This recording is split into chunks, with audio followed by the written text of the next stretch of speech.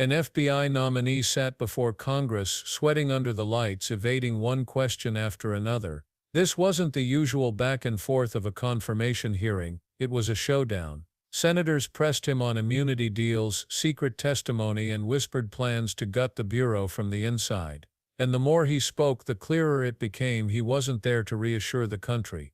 He was there to protect himself. From the very first exchange, the hearing carried a sense of unease. The nominee admitted he had testified before a federal grand jury in connection with the classified documents case. He acknowledged that he had invoked his constitutional right against self-incrimination, and he confirmed that prosecutors had compelled him to testify only after granting immunity. That admission alone would have been enough to shake confidence. Senator, just to be clear, I did not participate in any of those DOJ Sir, decisions. that's a yes or no question. Are you aware of any plans or discussions to punish in any way, including termination, FBI agents or personnel associated with Trump investigations? Yes or no? I am not aware of that, Thank you. Senator. There is no evidence of wrongdoing by FBI employees involved in these investigations. If you do pursue investigations of those involved, will you commit to using standard processes, including a standard review by the FBI Inspections Division and the Inspector General? Senator, I will honor all those review processes. You will honor those review processes. Yes, Senator. If these are actions that the FBI employees, if there are actions against FBI employees that do not follow those standards process that happen before you get in, will you commit to reversing any decision prior to your arrival so that those standard processes and the standard review by the FBI Inspections Division will take place? I don't know what's going on right now over there, but I'm committed to you, Senator, and your colleagues that I will honor the internal review process of the FBI. Have you made any commitments to anyone about pursuing any investigations or targets if you are FBI director? Only violent criminals and terrorists. Have you had any conversations with anyone on the transition team about pursuing any investigations or targets? Only following the Constitution. Again, are you certain? That I have told people on the Are you administration. certain? Have you had any conversations with anyone on the transition team about pursuing any investigations or targets? Senator, to the best of my recollection, I've only said I will use the Constitution. Have you discussed specific investigations or targets you would pursue as FBI director with the President of the United States? Senator, to the best of my recollection, no. Are you certain? To the best of my recollection, no. According to public reports, you were subpoenaed by the federal prosecutors to testify as a witness before the grand jury investigation investigating the Mar-a-Lago classified documents case. And you testified before the grand jury, correct? Yes, sir. And when you were before the grand jury, you pled the fifth on the basis of self-incrimination, correct? I utilized my constitutional rights during that process with the advice and consent of counsel and appeared before that grand jury. I will take that as a yes. And you are familiar, I imagine, with Section 6002 of Title 18. Off the top of my head, Senator, not. Well, Section 6002 is the immunity statute. Whenever a witness refuses to testify or provide other information before a grand jury based upon the privilege against self-incrimination, the court can order the witness to testify. The witness must comply with the order, but they receive immunity, which means that no testimony or any other information provided before the grand jury can be used against them in any criminal proceeding. You were compelled to testify as a witness in the Mar-a-Lago classified document case. Did you participate in any criminal conduct involved in that case? Involved in which, the Mar-a-Lago classified documents case? Yes. No, I testified through compulsion by court order. You received immunity for providing information that was self-incriminating. Do you remember the name of the prosecutor who questioned you? There were multiple, Senator. I do not. Was it one of the people, were any of them people that were fired this past week? I have no idea, Senator. Are you certain? You're under oath. I'm aware that I'm under oath, Senator, and I have no idea, and I did not participate in the removal of any DOJ prosecutors. What was the information you provided that you received immunity for? Senator, I would love my grand jury testimony to be released, but as you know, that grand jury testimony has been sealed by the Department of Justice, and I'm not allowed to discuss it here. Well, I find it troubling that you do not know the law here, and let me tell you what the law is. Rule 6 governs grand jury proceedings. Under Rule 6E, grand jurors, court reporters, and prosecutors are bound to secrecy. But witnesses are not bound by secrecy. You were a witness in the classified documents case. You are not bound by secrecy. You can tell us everything that happened in that room and everything you testified about. I'll ask you again, what information did you provide to the grand jury? In this, we are agreement, Senator. Get my grand jury testimony. I want it made public. I asked the Department of Justice to make it public, and they refused to do so. There is no legal bound against you telling us right now what you testified to. When I asked for my transcript to be released, the Sir, Department did of you or did you Justice- not commit a crime? Senator, I did not commit a crime. Then why won't you tell us what you testified to? Because it occurred over the course of 3 weeks. I don't have the ability to recall everything I testified to, but I'm asking you to put my Did you testify transcript to out. witnessing the President of the United States declassifying documents? Senator, what I testified to is best captured by that transcript So in real you're not time. willing to tell Congress, after making many pledges today about transparency, whether or not you testified to witnessing the President of the United States declassify documents. In the name of all the values you have said today, did you or did you not testify to witnessing the President of the United States declassify documents? I testified accordingly and under oath, and I encourage you to get that transcript. And by the law of our land, you are free to tell people, what are you hiding from Congress? Answer the question. Did you testify to witnessing the President of the United States declassifying documents, yes or no? Senator, the grand jury testimony is available to you. I encourage you to make it public. As you likely know, the second volume of Jack Smith's report about the classified document case is not public yet. To fulfill our constitutional duty of advice and consent, the President, on nominations, members of this committee have asked the DOJ to review the report. Do you agree that Congress should thoroughly review its nominees? Yes or no? Yes. Okay. Now, last question and I'll be done. But what followed revealed a pattern that was even more disturbing. When asked what he had actually testified about, he shut down. He reminded the committee that his words were under seal, that only the Department of Justice could release his transcript. But here's the truth many viewers might not know: grand jury witnesses are not bound by secrecy. Prosecutors and jurors must keep quiet, yes. But witnesses, they can share their own testimony freely. Senators reminded him of that.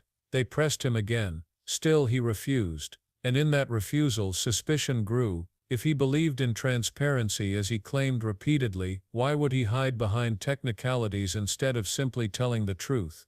This is where Senator Cory Booker changed the tone of the hearing. Fighting the flu, Booker still hammered away with the kind of precision that cuts through excuses. He pointed out the legal reality. Nothing prevented the nominee from describing what he told the grand jury. No gag order, no confidentiality requirement. Just a personal decision not to speak. And that personal decision raised the stakes of the entire confirmation. Because silence wasn't about protecting the law, it was about protecting himself. Viewers watching might have felt the tension building. If someone seeking to lead the FBI couldn't answer basic questions about his own past testimony, how could he be trusted to oversee agents across the country? Booker pressed again, asking whether he had witnessed classified material being declassified. The nominee dodged. Booker reminded him, by the law of our land, you are free to tell us what you saw. Still nothing. Each dodge turned the spotlight brighter. Each non-answer revealed a man more committed to survival than to truth. But that wasn't the end of it. Senators dug deeper, asking whether he had promised anyone that he would pursue particular investigations once in office. His answer, a vague line about following the Constitution. Pressed again on whether he had discussed targets with political allies, he repeated the same phrasing word for word. It sounded less like conviction and more like rehearsed deflection. If you listened closely, the silence around the specifics was louder than anything he actually said. And then came the topic of firings. In recent weeks, reports surfaced that multiple prosecutors tied to sensitive investigations had been removed. When asked about this, the nominee flatly denied involvement. But when asked whether those prosecutors were the same ones who questioned him before the grand jury, he claimed he had no idea. Senators reminded him that he was under oath, still he wouldn't budge. For a man promising transparency, he was remarkably unwilling to confirm even the most basic facts. This hearing wasn't just about past events, it was about the future of the FBI itself. That's why the most explosive moment came when Booker raised a different subject, the nominee's plan to restructure the Bureau. According to their private conversation, the nominee had talked about removing as many as 11,000 personnel. 11,000. He had even floated the idea of shutting down the Bureau's headquarters, the Hoover Building, altogether. And who would replace those thousands of non-political career employees, political appointees? In one of the only agencies in government that traditionally has no such positions, he wanted to install loyalists. Think about that. The FBI, long held up as an independent investigative body, insulated from partisan battles, being transformed into an organization staffed by political operatives. That isn't reform, that's takeover. And Booker made that clear. He accused the nominee of preparing to gut the Bureau from the inside, not to strengthen it but to weaponize it. In that moment the stakes of the hearing crystallized. This wasn't about one man's evasive answers, it was about the integrity of an institution. The nominee's defenders argue that he was simply cautious, that he didn't want to get drawn into public disputes over ongoing investigations. But caution doesn't explain immunity. It doesn't explain the Fifth Amendment plea. And it certainly doesn't explain his refusal to share testimony that he was legally free to discuss. The more likely explanation is far simpler. His answers would have revealed truths too damaging for his nomination to survive. And this isn't speculation pulled from thin air. Over the years, the nominee has cultivated a reputation for loyalty above all else. Critics argue that his career has been less about serving institutions and more about serving powerful allies. His language in the hearing only reinforced that perception. Over and over he spoke about loyalty, about following orders, about honoring the Constitution in broad strokes. But when pressed for specifics, names, actions, details, he shut down. That contrast between lofty words and evasive silence spoke volumes. Some observers might wonder, why does any of this matter? After all, hearings are full of political theater, but this one matters because the FBI isn't just another agency. It carries the power to investigate, to prosecute, to protect national security. And placing someone at its helm who arrives with immunity baggage, with evasions on the record, and with a blueprint to purge thousands of career professionals is more than risky. It's dangerous. And the danger doesn't stop with structural changes. Imagine the chilling effect on rank-and-file agents, knowing their careers could be ended not for misconduct, but for failing to show political loyalty. Knowing their investigations could be shut down, not for lack of evidence, but for crossing the wrong person. That fear alone could bend an institution designed to stand upright. Booker's final words cut directly to that point. He said the nominee wasn't there to lead the FBI, but to hollow it out.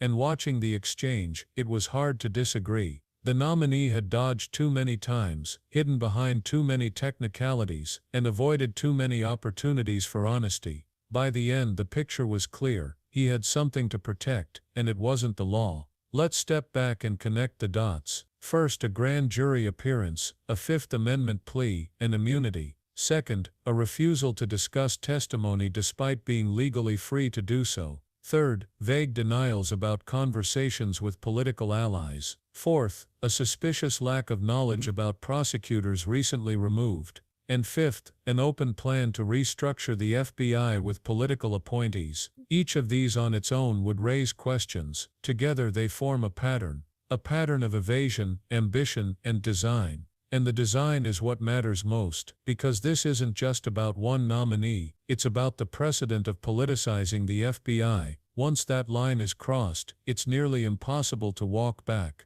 Other institutions have been politicized before, from regulatory agencies to intelligence offices, but the FBI's independence has long been considered sacrosanct. Weakening that independence would mean weakening the very fabric of oversight and accountability in the justice system. Critics warn that we are already seeing signs of erosion. Whistleblowers claim that internal discussions about personnel removals are happening behind closed doors. Former officials warned that installing political appointees would open the door to selective enforcement, and legal scholars point out that immunity deals for senior nominees are virtually unheard of, raising red flags about hidden liabilities. Against that backdrop, the nominees' hearing wasn't just uncomfortable, it was alarming. The most striking moment came when Booker asked, directly and repeatedly, "Did you or did you not testify to witnessing classified documents being declassified?"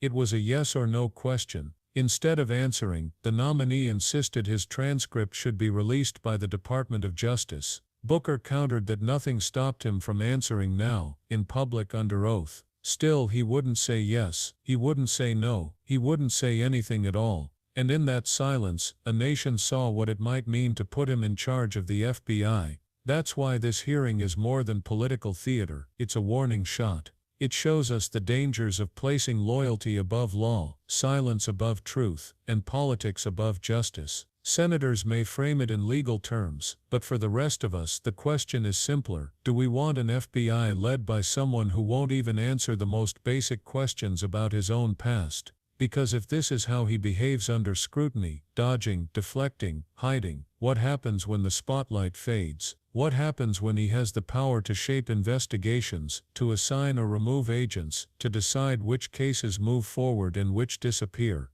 Those decisions affect not just Washington, but every community across the country. The nominee promised transparency, he promised accountability, he promised to honor the Constitution, but promises are only words, and words without answers are empty. What we saw in that hearing wasn't transparency, it was concealment, it wasn't accountability, it was avoidance, and it wasn't honor, it was evasion. For a moment, consider the long arc of history. Agencies like the FBI were created not just to enforce laws, but to reassure the public that those laws apply equally. Undermining that mission risks undermining faith in justice itself, and faith, once lost, is nearly impossible to rebuild. So when you think about this hearing, don't just remember the dodges and the deflections, remember the bigger warning it carried. If a nominee hides this much before taking office, imagine what he might hide after. If he refuses to answer when senators hold the power of confirmation, imagine how little he'll answer once he holds the power of the Bureau. And that is the sobering truth. The hearing wasn't about past controversies, it was about the future of an institution. It was about whether the FBI will remain independent or become another tool of politics. The nominee's silence gave us the answer he wouldn't say out loud, and the answer should concern every American. So ask yourself, if transparency is optional before power, what will it become after power? If accountability can be dodged at a hearing, what will it look like inside the walls of the Hoover Building? And if the Constitution is just a word to recite instead of a standard to uphold, what happens to the very system it was meant to protect? This was more than a tense exchange. It was a glimpse of what could come, and it left us with one final chilling question. If this is what he hides before stepping into the role, what will he conceal once he controls the most powerful law enforcement agency in the nation? Like, subscribe, and share to keep these hearings in the spotlight. And remember, accountability only works when we demand it.